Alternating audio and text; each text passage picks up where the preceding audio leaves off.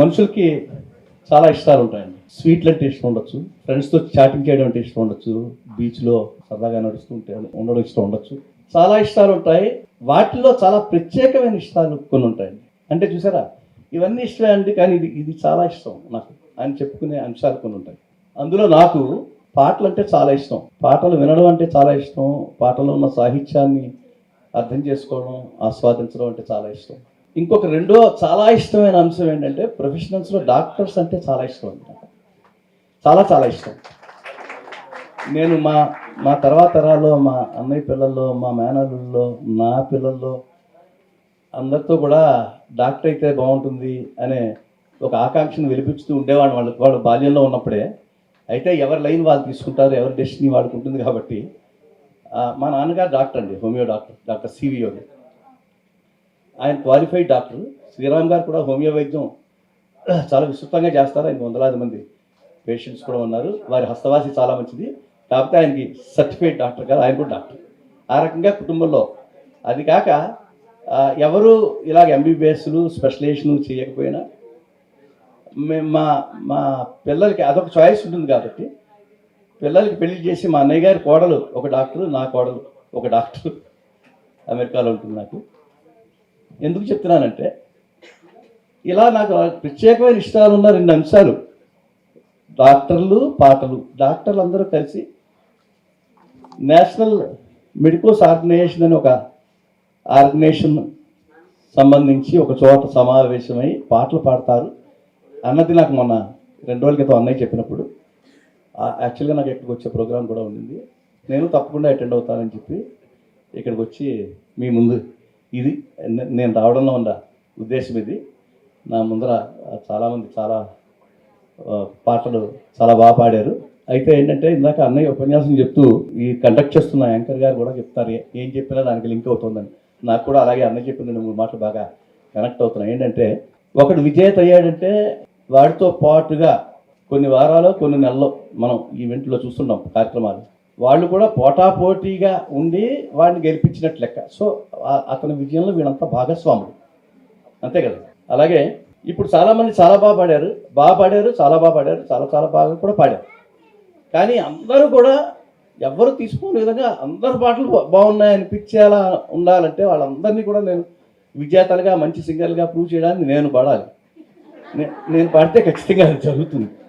మామూలుగానే నేను పాటగాని కాదు. ఎవరో ఇందాక ఒక డాక్టర్ గారు మిత్రుల్లో ఒక ఆయన వచ్చి, మీరు కూడా ఒక పాట పాడండి అంటే, నాకు పాటలు పాడడం రాదండి, అయినా పాడమంటే పాడతాను, పాడే విద్య లేదు కానీ ధైర్యం అయితే ఉంది అంటే, అయితే ట్రాక్ ఏమైనా రెడీ చేయమంటారా అని అడిగారు. ఆ విద్య అసలు రాదండి, ఎందుకంటే ఆ మ్యూజిక్ అనుగుణంగా మనం అప్పటికప్పుడు మళ్ళీ క్యాచ్ చేస్తుండాలి. అది నాకు అలవాట్లేదు. సిరివెన్నెల సో నైస్లీ హియర్ అంటే, వారు నిజంగా ఆయన కూడా డాక్టర్స్ అంటే చాలా చాలా గౌరవం, చాలా అభిమానం. నాకు ఐఎమ్ వెరీ షూర్ ఆయన ఎక్కడి నుంచైనా ఆయన బ్లెస్సింగ్స్ ఇస్తుంటాడు, చాలా సంతోషం వ్యక్తం చేస్తుంటారు. ఆయనకండి అసలు ఆయనలో బాగా నచ్చుకునే అంశం అన్నయ్య రాసిన పుస్తకంలో కూడా ఉంటుంది. చాలామందికి వారికి తెలుసున్న వాళ్ళు, బాగా ఆయనకి ఆత్మీయులైన వాళ్ళందరికీ తెలుస్తుంది, ఆయనకి మనుషుల్ని వివక్ష, అసలు డిస్క్రిమినేట్ చేయడం అనేది ఎంత మాత్రం తెలియదు. సాటి మనిషి అయితే చాలు ఆయన పూర్తి స్థాయిలో ఆయన ప్రేమను అందుకుంది. అసలు వీడు ఎక్కువ తక్కువ, మరోడా, వీడికి విద్వత్ ఉందా, ఇంటలెక్చువలా, సామాన్యుడా, అసలు ఏం లేదు. అంత విశ్వజననీయమైన ప్రేమికుడు ఆయన. హీ లివ్డ్ దట్, అంటే ఆ ఫిలాసఫీ ఆయన చెప్పడమే కాకుండా హీ లివ్డ్ హిస్ ఫిలాసఫీ. అది చాలా గ్రేట్ విషయం. సో ఆయన ఒక పాట, మరీ జనబాహుళ్యంలోకి వెళ్ళని పాట అదే చెప్తాడు ఆయన. ఆయన ఏం చెప్తాడంటే, మనుషుల్లో ఏ రకమైన తారతమ్యాలు బేసిక్గా మౌలికంగా లేవు, భగవంతుడు సృష్టిలో అయితే లేవు. మనం పెట్టుకున్నాం, వీడు గొప్పవాడు, వీడు తక్కువవాడు, వీడు తెలియనివాడు, వీడు తెలివి తక్కువవాడు, అలా మనుషులంతా ఒకటి. ఎందుకంటే గొప్పవాడి గుండె చాలా మ్యూజికల్గా అద్భుతంగా కొట్టుకుని, పేదవాడి గుండె గందరగోళంగా కొట్టుకోవడం కానీ, లేకపోతే పేదవాడు ఏడిస్తే కన్నీళ్ళు చేదుగా ఉండడం కానీ, గొప్పవాడు ఇది ఏ రకమైన అన్నీ సమానమైనప్పుడు ఎందుకు ఇది మనం అన్న ఆయన భావన, ఆ ఫిలాసఫీ చెప్తాడనమాట. నేను దాకానే డిస్క్లైమర్ ఇచ్చా. ఆయన పాటని లిరిక్ వినిపించడం అంటే రెండిషన్ అంటారు, ఆర్టికులేషన్ కూడా ఉంటాం. ఆయన పాటలను ఆర్టికులేట్ చేయడం అనేది నాకు ఇష్టం. ఎందుకంటే చిన్నప్పటి నుంచి ఆయనతో పాటు పెరిగాం కాబట్టి అదే పర్పస్ నేను పాడడానికి. నువ్వెవరైనా నేనెవరైనా నీ నా గుండెల సడి ఒకటే, నీ నా గుండెల సడి ఒకటే, నీ నా నవ్వుల రంగొకటే.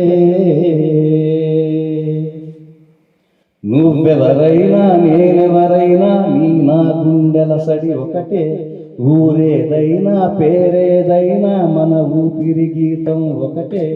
అలలన్నిటికీ కడలొకటే, నదులన్నిటికీ నీరొకటే, మనసు తడిస్తే నీ నా చెంపలు నిమిరే వెచ్చటి కన్నీరొకటే, మనసు తడిస్తే నీ నా చెంపలు నిమిరే వెచ్చటి కన్నీరొకటే. నువ్వెవరైనా నేనెవరైనా నీ నా గుండెల సడి ఒకటే.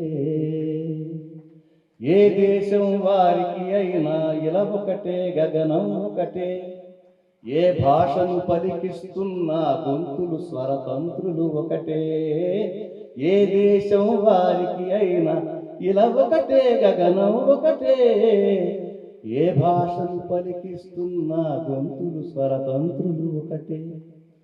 ఆహారం వేరే అయినా అందరి ఆకలి ఒకటే, ఆహారం వేరే అయినా అందరి ఆకలి ఒకటే, ఆకారం వేరే అయినా ఆధారం బ్రతుకొకటే. నిన్ను నన్ను కన్నప్పుడు మన తల్లుల నొప్పుల తీరొకటే, నిన్ను నన్ను కన్నప్పుడు మన తల్లుల నొప్పుల తీరొకటే. ఎన్నో రంగుల తెల్ల కిరణమై వెలుగుతున్న జీవితం ఒకటే. నువ్వెవరైనా నేనెవరైనా నీ నా గుండెల సడి ఒకటే. నువ్వెవరైనా నేనెవరైనా నీ నా గుండెల సడి ఒకటే. ఊరేదైనా పేరేదైనా మన ఊపిరి గీతం ఒకటే. అలలన్నిటికీ కడలొకటే, నదులన్నిటికీ నీరొకటే, మనసు తడిస్తే నీ నా చెంపలు నిమిరే వెచ్చటి కన్నీరొకటే. శాస్త్రి గారి రైటింగ్స్ గురించి ఫ్యామిలీ మెంబర్స్, అంటే ఫ్యామిలీ మెంబర్స్ కమ్ మీ అందరిలాగే మేము కూడా అభిమానులు అండి. రాజా చెప్పిన 2 పాయింట్లప్పుడు ఐఎమ్ వెరీ మచ్ కన్విన్స్డ్. యాక్చువల్గా చాలామంది డైరెక్టర్లు చెప్తుంటారు, మీరు వినే ఉంటారు, మేము ఒక స్క్రిప్ట్తో వెళ్తాము, ఆ స్క్రిప్ట్కి సంబంధించిన ఫలానా చోట ఫలానా పాట ఉండాలని చెప్పడం వరకే మా వంతు. ఆయన పాట రాసిన తర్వాత నా స్క్రిప్ట్లో ఇంత ఉందా అని మేమే ఆశ్చర్యపోయిన సందర్భాలు ఉన్నాయి. అండ్ ఈ సమ్మరైజెస్ అన్నట్టు సారా, మీరు దానికి ఒక చిన్న ఉదాహరణ ఏంటంటే, ఈ సినిమా చాలామంది చూసుంటారు. ఒక సినిమా శుభలగ్నం అనుకుంటా, ఆ సినిమా డబ్బు మీద ఆశతోటి మొగుడు అమ్మేస్తుంది ఒక ధనవంతురాలకి. అమ్మేసిన తర్వాత ఆ పర్స్యూట్లో ఫెయిల్ అయిపోతుంది. ఆబ్వియస్గా రియలైజ్ అవుతుంది. రియలైజ్ అయిన తర్వాత ఇంకేముండదు, అయిపోయింది కదా. అప్పుడు పాట రాయాలన్నప్పుడు ఆయన మొత్తం సినిమా స్టోరీ అంతా ఆయన చెప్తాడు. చిలక ఏ తోడు లేక ఎటేపమ్మ ఒంటరి నడక, ఎడారంటి ఆశల వెనుక తెలిసి అడుగేసినావే ఎడారంటి ఆశల వెనక అని తర్వాత దెన్ ఇట్ కమ్స్ మంగళసూత్రం అంగడి సొరుక కొనగలవా చేజారాక, మంగళసూత్రం అంగడి సొరుక కొనగలవా చేజారాక, లాభం ఎంత వచ్చిందబ్బా సౌభాగ్యం అమ్మేశాక అంటాడు. అంటే 4 లైన్లో స్టోరీ అంతా చెప్ప. That is what Sitarama Sastri garu. ఆయన మార్క్ అది. అదే ఇంకొక పాయింట్ చెప్పి నేను సెలవు తీసుకుంటానండి. ఆయన ఏంటంటే, ఆయన పాటలు రాయడంలో ఆబ్వియస్గా కథ అంతా ఎందుకు విన్నా అంటే, ఆయన కథ చెప్తాడు. సినిమా అదే కావాలి జనాలు కూడా, ఐ మీన్ డైరెక్టర్లు కూడా అదే కావాలి. వాళ్ళ భారం సగం తగ్గిపోతుంది అండి. అందుకనే just like that hero heroine వెళ్ళి స్విట్జర్లాండ్లో పాటలు పాడుకుంటారంటే ఆయన రాయడండి. ఎందుకు పాడుకోవాలి, ఉత్తిగా ఎందుకు పాడుకుంటారు, ఏదో ఒక సందర్భం ఉండాలి కదా. అలాగే సందర్భోచితంగా పాట రాయడం, బెఫిటింగ్గా ఆ సిచ్యుయేషన్ అంతా అతుక్కునేలా పాట రాయడం ఒక ఎత్తు అయితే, సినిమాతో సంబంధం లేకుండా కూడా ఆ పాటకి ఒక ప్రతిపత్తి ఉంటుందండి. మీరు మామూలుగా విన్నా ఆ సినిమాలో భక్తి కోసం పాట రాశాడు అనుకోండి, భక్తి పాట అవుతుంది.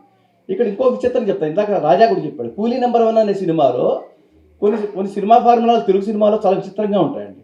ఏడిపించిన వాడినే పెళ్లి చేసుకోవడం, అది నాకు ఎప్పటికీ అర్థం కాదు. చాలా టార్చర్ పెడతాడు హీరో ఏదో సందర్భంలో, లేకపోతే ఈ అమ్మాయి వాడిని టార్చర్ పెడుతుంది ధనబలంతో, ఆ అమ్మాయి మీద కక్ష తీర్చుకోవడానికి పెళ్లి చేసుకోవడం అంట. అది వదిలే, ఇది కామెడీ పర్పస్కి చెప్పా. ఆ సినిమాలో కూడా ఏంటంటే ఇతను కూలీ అని చెప్పి ఆ అమ్మాయి హెకిల్ చేస్తుంది.